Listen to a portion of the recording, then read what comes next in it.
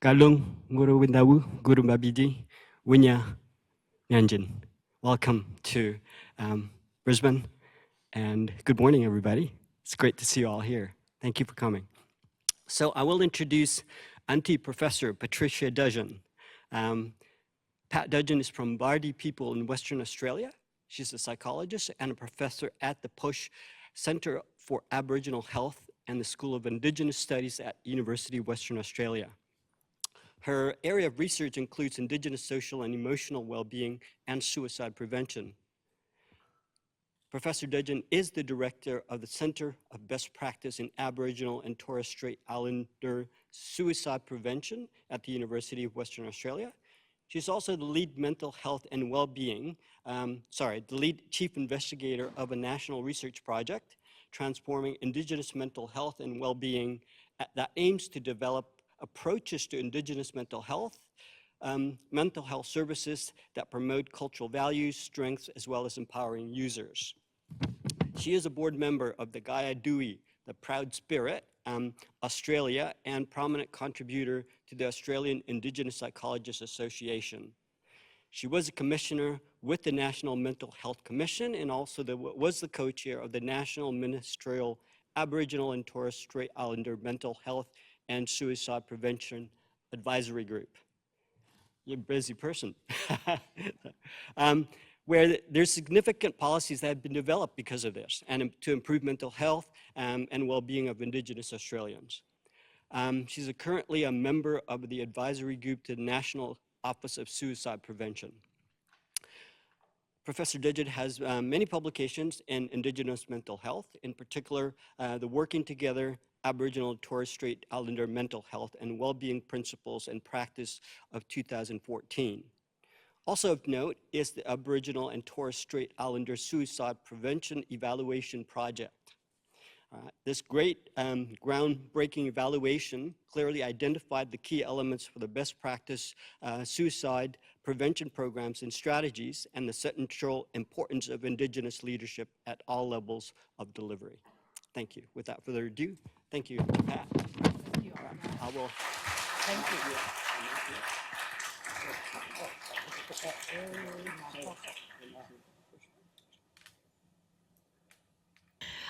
Thank you, Andre, and thank you everyone at the conference, the IAIR-IACCP 2025 Joint Conference. I'm really delighted to be here in beautiful Dudgeon, Brisbane. Very delighted to be here.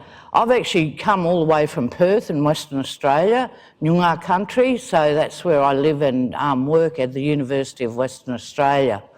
On my presentation for this morning, I'm going to talk a little bit about Aboriginal Torres Strait Islander Australia. My area of research did gravitate into suicide, so I'll talk briefly about that. And the report that Andre mentioned, very important report that I feel made a significant change to how Indigenous suicide is considered. I think where I wanted to focus, though, is the development of Indigenous models of wellbeing that are coming forward, and it's just not us on our own. I think I'm really proud and excited that we're part of a movement that's happening where we see Indigenous knowledges taking their places, not just in our discipline, not just in psychology, but in all disciplines. I wanted to talk particularly about social emotional being, a concept that we've developed over time, and some of the initiatives that we've been involved in, because for us in Indigenous suicide, Indigenous knowledges, it's not just about creating knowledge for the sake of it, to cogitate, although we should do that, but usually our knowledge is practical based. So they come from, the issues and solutions that our communities face. So I'll talk a bit about that, a little bit about transforming mental health and wellbeing, and about a brilliant project that we're involved in, which I'm very proud of, where we've been transforming psychology, the discipline itself. And then then hopefully there will be time for conversation. So I do have someone timing me. I plan to speak for about 45 minutes, if that, and then I'd invite comments and questions from everyone. My presentations usually are quite organic. But before I start, I would like to acknowledge I wasn't here last night for the Welcome to Country, so I'd like to acknowledge and pay respects to the traditional custodians of the lands that we are all meeting on today. We acknowledge our elders past and present, and to all Aboriginal and Torres Strait Islander peoples. We acknowledge that the work, our social and emotional well-being, stands on the shoulders of our ancestors and leaders. So we haven't invented anything. That knowledge has always been there. We've just nurtured its emergence. But we acknowledge our leaders who are strong advocates for culture, strength and resilience. So an acknowledgement. Now, a little very, very brief history lesson. Most of you probably know all this, but it's still good to go over it. So we know that Aboriginal Torres Strait Islander people have been in Australia for 60 to 75,000 years, and they've done all that DNA testing and, you know, looking at archaeological remains, etc. That show that this is one of the oldest living cultures in the world. Colonisation occurred, you know, over 200 years ago, and that's led to a big change, obviously. You know, frontier wars, genocide, forced removal of Aboriginal peoples off their country, dispossession of the land. But despite it all, and that's some of, you might have heard concepts like the need for truth-telling, because until recently, that history was denied. No one spoke about it. So it's important that the truth comes out for all Indigenous people in settler countries, I'd say. But despite that incredible impact that colonisation had, the Aboriginal Torres Strait Islander people have survived. They have strength and resilience. And we know that, you know, prior to colonisation, there were over 250 different language groups all across Australia. This was a very rich and diverse culture. Right now, I'd say there's probably about 130, 140 languages, but those are being reclaimed as well. You know, we know that the Aboriginal people make up 3.8% of the general population. So we're a small minority. So I think this map, you know, if you are interested in Indigenous affairs, you will see this map. And it's great because it displays the diversity of Aboriginal Torres Strait Islander people, but also it's, you know, in its richness, it is important as well, and the different countries and the names. And I'm really pleased that, you know, there was a welcome to country, and when my plane landed, they acknowledged the country we were landing in. So the invisible are now starting to be made visible, and that's important. Anyway, back to colonisation. Our current situation, and one thing good about Aboriginal Torres Strait Islander Australia and the government is that there's lots of surveys done on us. So there's lots of reports done, you know, the Overcoming Indigenous Disadvantage reports, etc. So, which is good because we know what's happening, and we've got this big government policy called Close the Gap happening, and that refers to there's a life expectancy gap between Indigenous and non-Indigenous people, and there's a whole big policy put in place to start to look at trying to close that gap. But we know that the suicide rates in particular are pretty bad, and they're increasing. You know, it's over 3 times the rate of other Australians. And during the COVID years, Australia's suicide rate actually stabilised, it stopped. Suicide is a big issue for all the country, but particularly for Aboriginal Torres Strait Islander people. And during COVID, that's the mainstream suicide rate stabilised. Indigenous suicide rates kept on increasing, And they have, the Productivity Commission put out a report just this week and said that, you know, that is one of the targets and close the gap that's actually getting worse and worse. And I'll talk a little bit about some of the policies that have been put in place that will try and deal with this, with the suicides. Some of them I've been involved in, but it will take a while, I think, to turn that big ship around because it took a long time to get it to where it is now. But we know that Indigenous people, you know, 3 in 10 experience very high to very high levels of psychological distress. And for Aboriginal Torres Strait Islander youth, almost 2 in 3 experience significant stresses and adverse life events. We know for our Aboriginal youth, 1 in 3 report being treated differently because of their race. So racism is a big issue too. I love this slide that you're now looking at because I think that it hits you on the eyeballs and it has a big visual impact. But this is the Aboriginal Torres Strait Islander incarceration rates. The red bars are Indigenous and the blue ones are non-Indigenous. So Aboriginal people are being incarcerated much, much, much more than other Australians. And it's not because they're naturally a criminal bunch of people, it's because of, you know, a history of colonisation and displacement, but also ongoing systemic racism. So I think that that's an important issue to look at. And I noticed that in the recent common federal government election, some of the opposition government, and thank goodness, no offence to introduce politics in, but thank goodness the opposition didn't get in, but a lot used that platform to talk about, oh, we'll incarcerate, you know, we'll sort out youth crime. They meant Aboriginal youth crime. Yes, it needs to be sorted out, but not by punitive measures. We need to do different approaches. Suicide rates are very, very bad. I checked this map because I thought, is Victoria, how come they've got the highest rates? Not that there's any competition, but my state, Western Australia, tends to be the one, you know, we have a lot of Indigenous suicides happening there. But as you can see, it's the same story across the country. But Victoria hadn't been reporting their Indigenous suicides until recently. Now that they're reporting, there has been probably an underrepresentation of Indigenous suicide. So I know there's big blocks of unknown. They don't know, there's been no cultural background ascribed to some of the numbers.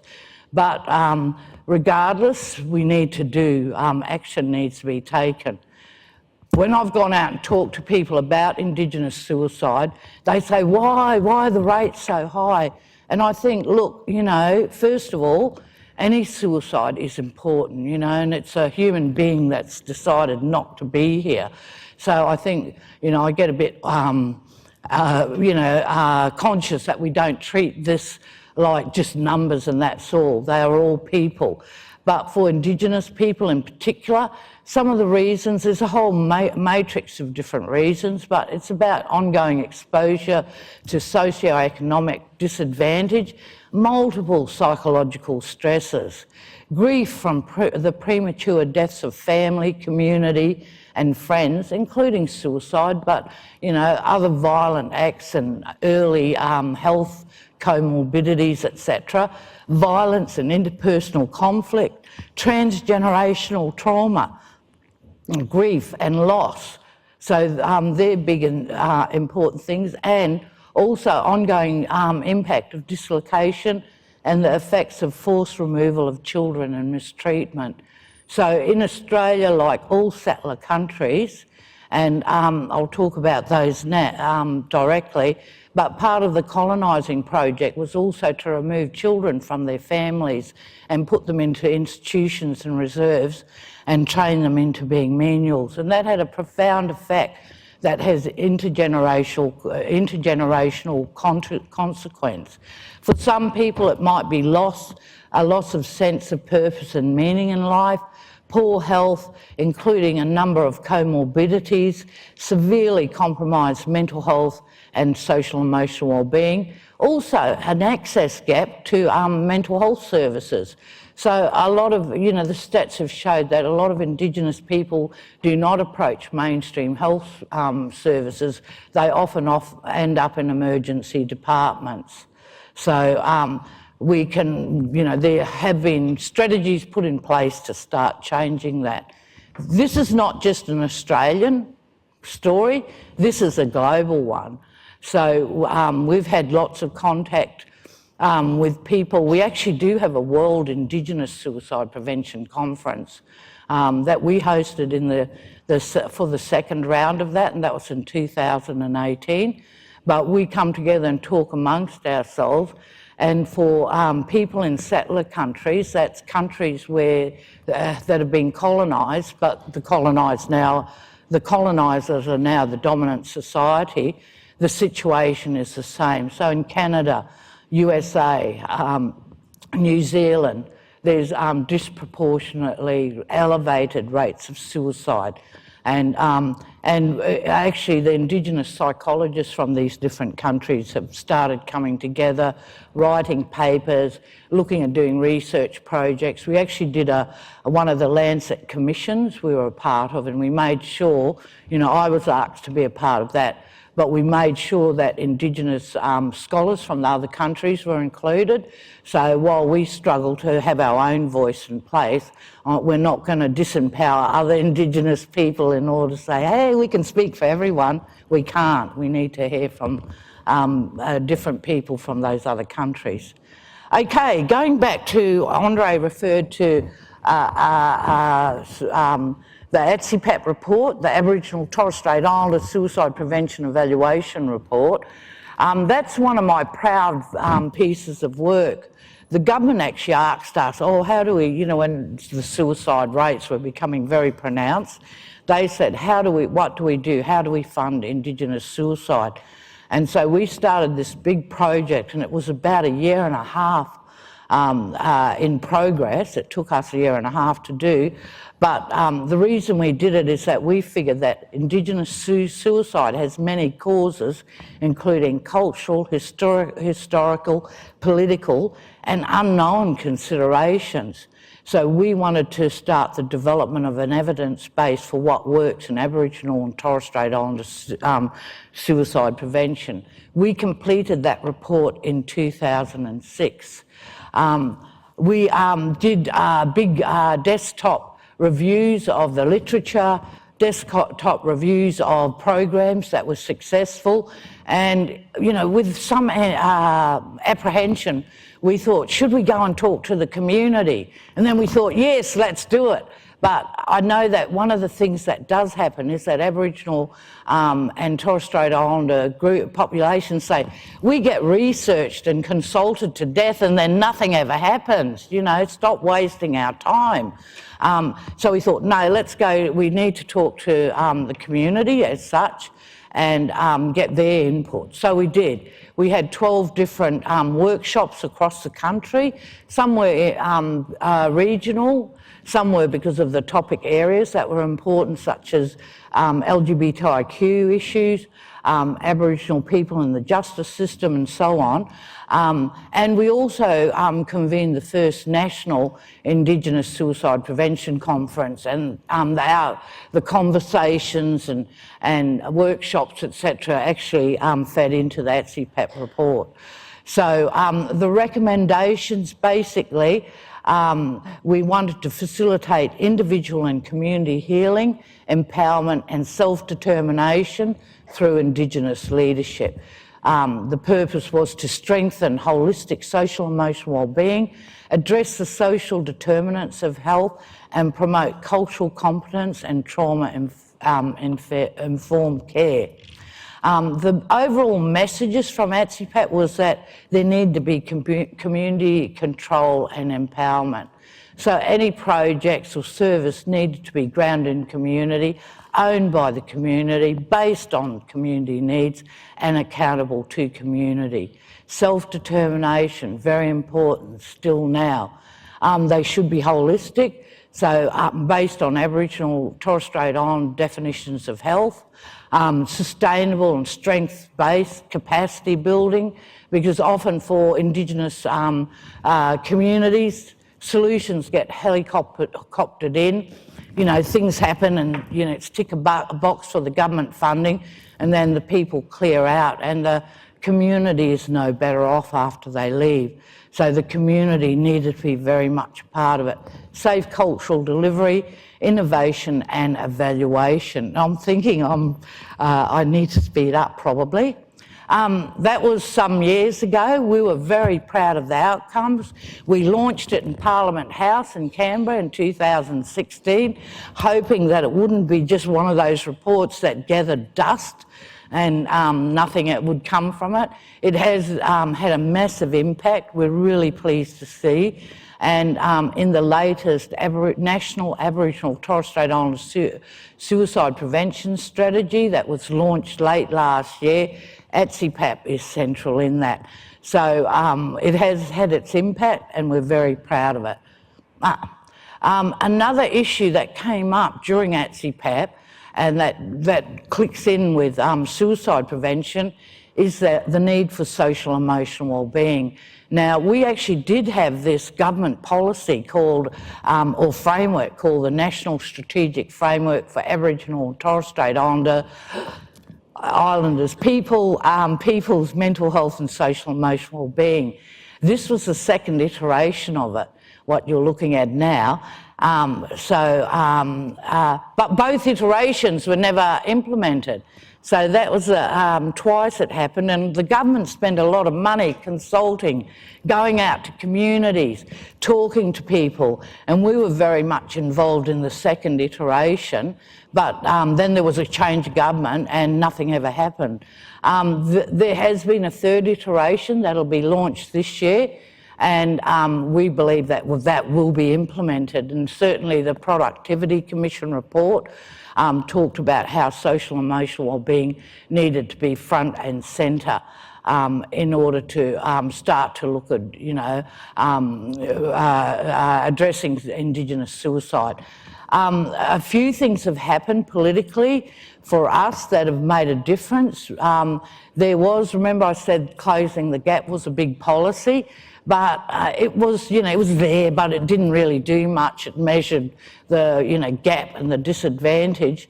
But Pat Turner, who leads our national Aboriginal community-controlled health sector, actually worked with government and came up with a new way of dealing with closing the gap.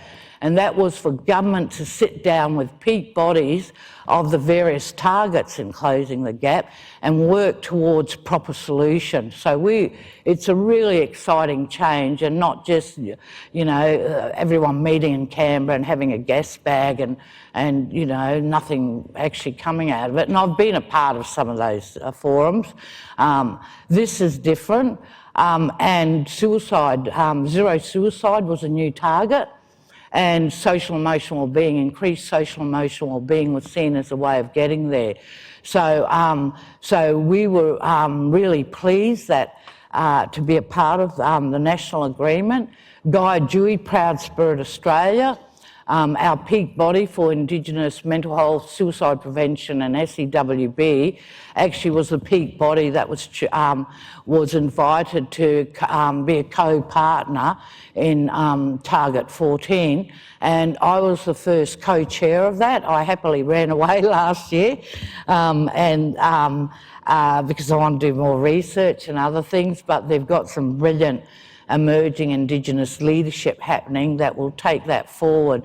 But at our first meeting, one of the big issues we wanted to see was the National Strategic Framework for SU being refreshed and implemented. So that was one of our first meetings. So what is, you might be asking yourselves as you sit there being stunned by all this information that I've been sharing with you, you might be thinking, what is social emotional wellbeing? Well, I'm sure it meant different things for different people before we grabbed a hold of it and appropriated it and made it our paradigm. But it was actually this wheel or diagram that you see is very ubiquitous. It's everywhere. And that came from the Indigenous psychologists. So the Australian Indigenous Psychologists Association sat down, but it wasn't purely from our, brand new thoughts. It actually came from the previous SUB framework and from the Ways Forward report and other pieces of work that had gone before. And we thought, this is really rich and important information. How do we capture it and put it into a diagram that our community can really see and resonate with immediately? And that's how we came up with this diagram, and it's gone from strength to strength. So Graham G, one of our very amazing Indigenous psychologist scholars led that, but there was a group of us who actually met in Brisbane, strangely enough, for the weekend, and we developed this model. We'd already trialled it in a conference of over 250 social emotional wellbeing workers, and that was pretty scary because, if they don't like it, they just kick you out. But we were pretty confident that everyone would like it, and they did. They workshopped it through what the different domains meant. So we'd tested it to various conferences as well. It was part of the the second SUB framework. They took that out to the communities when they did the consultations, and we said, hey, please do take it out, but give us feedback. And we actually, did some slight amendments according to that feedback. In any case, it's a notion of well-being that has self in the middle, but it is about our connection to our body and behaviours, our connection to our mind and emotions, but where it departs from Western notions of, psychological being, if you like, is that our connection to our family and kinship's important, our connection to community, to culture, to land, and to our spirituality. And around that, as well, is a history of colonisation. So there's historical determinants, social determinants, which is, everyday experiences of where you're educated, employed, racism and so on, but also cultural determinants and political determinants.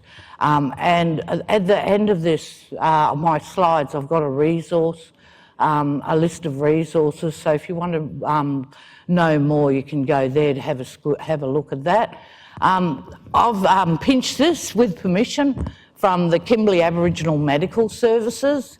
We work very closely with our community-controlled, bodies across Australia, but they did this beautiful welcome guide for their social emotional wellbeing workers, and they described all those different domains. So, for connection to mind and emotions, it's positive belonging, mindfulness, accepting support to manage stress, overcome trauma, and so on. Connection to body and behaviours, obviously, keeping a healthy, sports, exercise, traditional diets when you can, medicines, and access to culturally safe services. Connection to family and kinship, learning your family history, sharing experiences, being part of healthy relationships and family connections, and so on. So a connection to community, and then to culture, learning about and involved in cultural activities, and knowledge to build cultural identity, and passing on cultural activities and knowledge to young people who might have been disconnected. Connection to land and country is self-explanatory, knowing where your country is and returning to country for healing.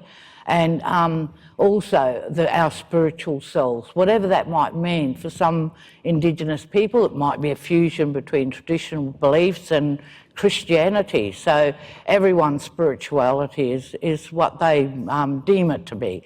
But with country, you know, we talked about the social emotional being model is relevant for non-Indigenous people too. And in fact, one of the Indigenous sites used that in his client groups. He used the model in his clients' groups, and I thought, well, how can, you know, I can understand us, where we come from is important, connection to country. You know, like when I was introduced, I'm a Bardi person who lives in Noongar country. So my people are from the Kimberley. But I thought, is it so important for non-Indigenous people? And he said, yes. He said this, and that's why I happily share it with everyone, because I thought it was pretty good. He said that, you know, obviously for Aboriginal people, the connection is more immediate, but for all of us, we're children of this planet. We are all children of the earth, and when we want to heal, usually we will go out into the country and we will dig our toes into the soil and reconnect with nature. So connection to country is for all of us as well. So thought I'd just share that, guys. Our work, we're involved in a few initiatives. We do, I'll go through them one by one. I don't know what I've got to start winding up. We work with our National Aboriginal Community Controlled Health Organisation. We're looking at they've got 144 different Aboriginal medical services across the whole country. So we're working with them to look at what their social emotional well-being needs are and their staff needs. A special one that I'd like to talk about is our SUB pilot. So we work in Western Australia. Our government sat down and did a brilliant co-design process with the Aboriginal Health Services, and we were cheerleading that, but we also were asked to do the evaluation, which we happily have done, and just being a part of that is really empowering. This is what's going to turn those suicide rates around. You know, self-determination, proper engagement, co-design. That's Rama, one of our staff members, going off to do interviews for his evaluation up north of Western Australia. So we've done an interim report which we handed to the state government, and hopefully that will they will continue to fund that initiative. I'll flash across this because these slides are I'm giving them to the conference, and so they'll be yours to, 10 minutes? Oh, okay, I was flogging through everything. I was trying to speed Dave here. Okay, I'll slow down then. I'll go back. So we just work mainly because we're located in Perth, in Noongar country and in Western Australia. So we do a lot of work with the Kimberley Aboriginal Medical Services, and just going back. That's up there. You can see that's up the top of Western Australia. So we, in particular, we do a lot of work with them, but because of our involvement in the SUB pilot, we've got good relationships across the country. But just to go on, because I do want to talk about this rather fabulous project that is my special golden child, if you like. I'm sure the other staff, my other researchers get sick of me yapping on about it. But one of the good things that the Kimberley Aboriginal Medical Service has done is they've actually led the way in training and starting to develop a workforce for social emotional wellbeing. So that's probably our next big focus in the coming year or so, is to start helping. We've had workshops where we've invited different people from across the country to look at what are the workforce needs for a solid social emotional wellbeing worker in any Aboriginal medical service or in any other mainstream service that provides mental health services. So they've done a welcome guide. They've also done a wellbeing guide, because Self-care is important. You know, we're talking about Indigenous workers who are in the front line all the time, and it is very challenging. Often they're a part of that community. It might even include their own families. So the Kimberley Aboriginal Medical Services developed a wellbeing guide, and that's been really good. But we need to look at how workers are using that, and maybe we need to look at doing videos or animations to give quick messages, and then that will encourage people to read it in depth, because sometimes we forget that we're a bit academics. But just about, I don't know what happened there. I think I was cutting out some slides last night. That one should have been cut out. That was the Transforming Indigenous Mental Health and Wellbeing. We do national social emotional wellbeing gatherings. I think we're coming up, starting to plan our 6th gathering right now. But that's hosted by us at the UWA, Guy Dewey Proud Spirit, the Australian Indigenous Psychologists Association, and the National Aboriginal Community Controlled Health Organisation. So we've got some really strong stakeholders. But my golden child, is the Australian Indigenous Psychology Education Project. So this is a project that's about cultural responsiveness and inclusion. It's about privileging Indigenous knowledges and about a shared partnership within the discipline of psychology. So we actually did this project many years ago, in about 2013, I think, and we won a small grant to develop it, and it was in a time when there wasn't, you know, it was very much, we were a very boutique group, and there wasn't much interested in, you know, including other cultural perspectives in psychology, or it was seen as, you know, on the side. We recognise that the discipline of psychology has been developed from a Western Eurocentric lens, and this has excluded Aboriginal and Torres Strait Islander worldviews and conceptions of health and wellbeing. You know, the outcomes of this has led to a discipline that actively excluded Indigenous students. So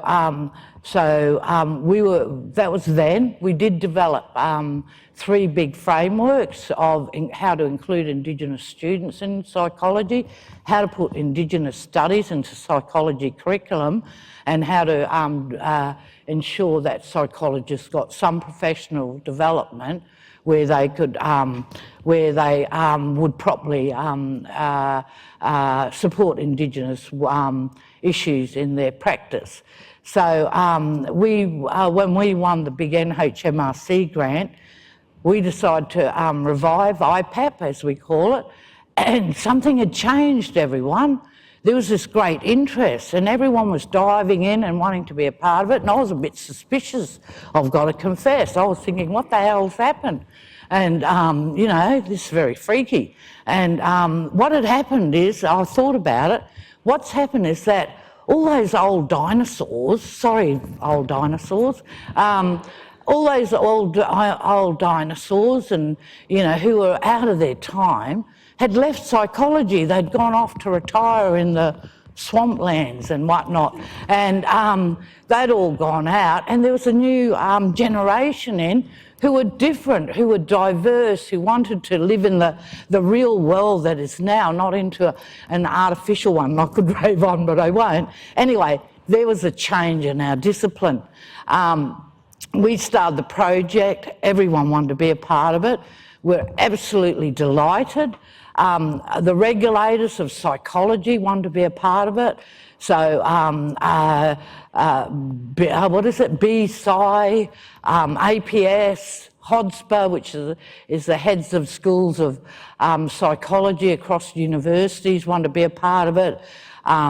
APAC, which is our accreditation group, they actually make up our executive group. So we know that, you know, there's a deficit in the workforce of Indigenous psychologists. that there's probably only, this is a bit old, so I'd say there's about 300 Indigenous psychologists. To get parity, we'd have to go over 1,000. So that is one of our aims. Regardless of that, though, we're never going to be enough for the need in the community, and not all of us might want to work in our communities as well.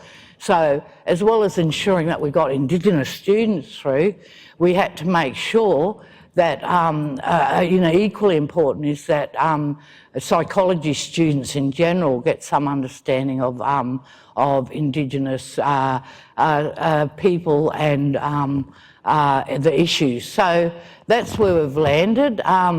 We're very proud of it. We've had over 80% of schools of psychology sign up. So our community of practice is made up of course controllers in psychology. We feel that we've been very much influencing changes in the competencies of psychology. So there's a new competency that's out for consultation called competency number 8, and that is about psychologists need to have an understanding of Aboriginal and Torres Strait Islander culture and people if they want to register as psychologists. So we're really proud of that. I think we've seen a great change, and just having, the community of practice come together, encouraging whatever was happening. So one of our principles was no judging.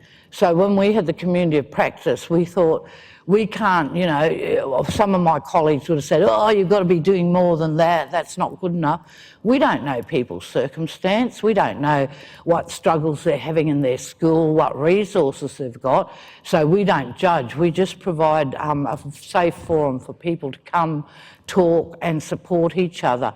We also provide this beautiful website, if I don't say so myself, where there's lots of resources for people in general, but in psychology in particular. We're very proud of the activities we've done. Andre mentioned the Working Together book. That's been massive. We did that. We celebrated the 10th year anniversary last year.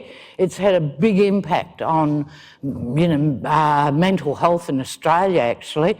We also were a chapter in Laurel Burton's Introduction to Psychology. So we were the second chapter, and Maori Psychology was the third chapter. So from, being footnotes 10 years ago, I think, we have now whole chapters, and we're actually negotiating with Bloomsbury to do a whole book on Indigenous psychology.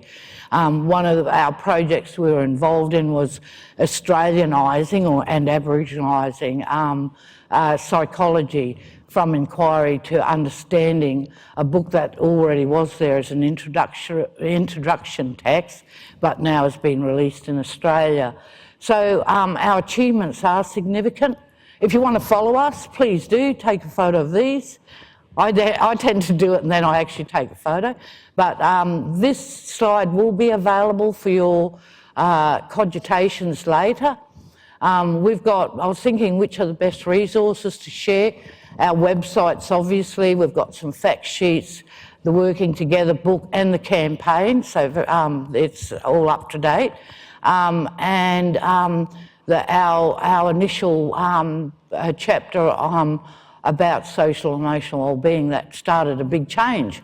So on that, I think that's all I've got to say. I'll just go, yep. Okay, thank you all. That's it.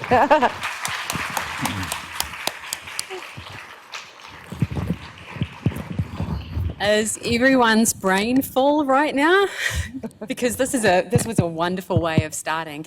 We're going to have some time for questions now, and about 15 minutes, but those who have sessions directly after this, aside from the people who are in this room, if you need to leave around about 5 minutes to 10, please go ahead and make your way over. There are volunteers over there already. I just wanted to make a couple of comments before I opened it. It is such a great pleasure for me to meet Auntie Pat. I've followed her work for over 10 years, and I had a pleasure of supervising a student who was working in Aboriginal and Torres Strait Islander youth suicide, and so all I ever did was read her work, and it was just amazing. And also I want to say my great pleasure to see somebody really doing impact. That's something I really care about, and that is obviously what you've done, and you have made an impact, not just in your community, but in policy. A couple of things I really quickly wanted to say to highlight Auntie Pat, invisible starting to be visible. Yes. Beautiful quote there, and that I wanted to say frameworks can support this because we need ways of translating knowledge, and that's exactly what you have done with your group of psychologists there, and that we should be learning from these models. These aren't just Indigenous models; these are going to help us, and that is what it means to privilege Indigenous knowledges. It is to use and learn from the experiences, and we know, especially because of research on sustainability, what Indigenous peoples can tell us about moving into the future in terms of best practices. And I want to end by saying we are children of the earth, and this is how we heal. That is exactly how I feel. So whenever I'm on my turanga waiwai and I stand on the earth and I feel connected and that helps me heal, I hope that we can all do the same thing. Connection to country is for us all. Thank you, Pat. That was beautiful. You touched my heart. Can I please open to questions from the audience? We have maybe space for about 3 questions, and we have roving mics. Please put your hands up. Questions or comments? Please, Matt. It's just a quick question, and thank you so much for the great talk and all the great work you're doing. But I think in terms of your mission, in terms of improving well-being and reducing suicide, what is your biggest source of hope going forward? I could barely hear that. Sorry, say again. I was just asking about hope. What's your biggest source of hope in terms of realising your mission to improve well-being and reduce suicide? Okay. Look, and I don't think this is, as was said, I don't think it's for Indigenous people only. I think that our society has to be more caring about people. Indigenous people are starting to move into that. When I came out, because I was the first Indigenous psychologist to graduate, which was, I'm glad I didn't know at the time because I think I would have frozen with fear. You know, our society overall, and even Indigenous society, didn't, you know, they were a bit apprehensive about psychology and well-being. Now it's a common topic of conversation. You know, if you do need to seek help, etc., etc. There's still a bit of stigma around it, but I think we need to create caring communities. For suicide prevention, it is about, because I was pondering that, and you know, with the increases in numbers, and I was thinking, God, did my work make any difference or not? And I was thinking, no, I think, you know, it's opened the door for place-based solutions, for self-determination. So I don't have the magical answer, no one has, but it will be from the communities. Local solutions need to happen and local support, and we should be channeling, you know, putting resources into supporting that. And with the suicide prevention strategy, that needs to be implemented. And I know that it'll take a while to turn this big ship around and start making changes. And if I was the government, I'd also be putting money and resource into immediate solutions. And there's some fabulous programs that move quickly to support crisis and to also do aftercare. So there's some big, you know, Nacho's got a huge program called Culture Care Connect, which is all, I think they've got about 30 sites across the country, but it's going to take time to embed that and to get people to think differently. I skirted over our SUB evaluation. and the pilot study, one of their pillars that they're doing is a local campaign. So they recognise that in their communities, they have to actually get people alert to wellbeing issues, where to go for help. And so it's almost like consciousness raising too, a little bit. So that needs to be a part of the dialogue as well. But so local-based solutions is my, we need to have those happening, particularly for Indigenous people.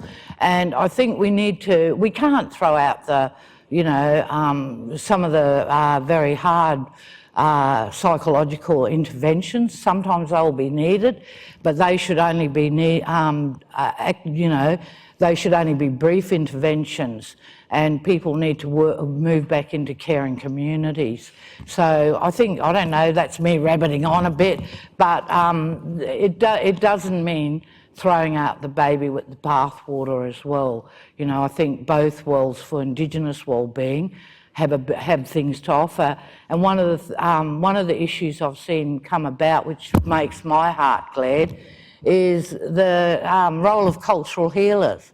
So in transforming Indigenous mental health and wellbeing, one of our senior researchers is Professor Helen Milroy, who's an Indigenous psychiatrist, and she's actually got a project happening with cultural healers, the Nunkeries from Alice Springs, and that there's an important role for them to have too. And some services actually employ cultural healers as well.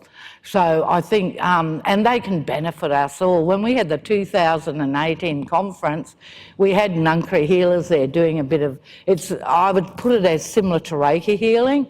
And people just flocked there, and we had it in a really big hotel in Scarborough in Perth, and I noticed that a few of the hotel people who weren't part of the conferences were going and availing themselves, but we were cool about that as well. The Nunkeries didn't mind. I don't know. No, that was a wonderful, sorry, I don't know if this one. No. Okay, you can hear me now. Okay, yeah, I think we've probably, yes, absolutely. Tia, please go ahead. I feel like I'm back. Yeah, I feel like I'm back at work again. Kia ora whai Pat. Ngā mihi kia koe. I know you mentioned something about, which tickled the insides of my heart, was the national agreement on closing the gap. Yeah.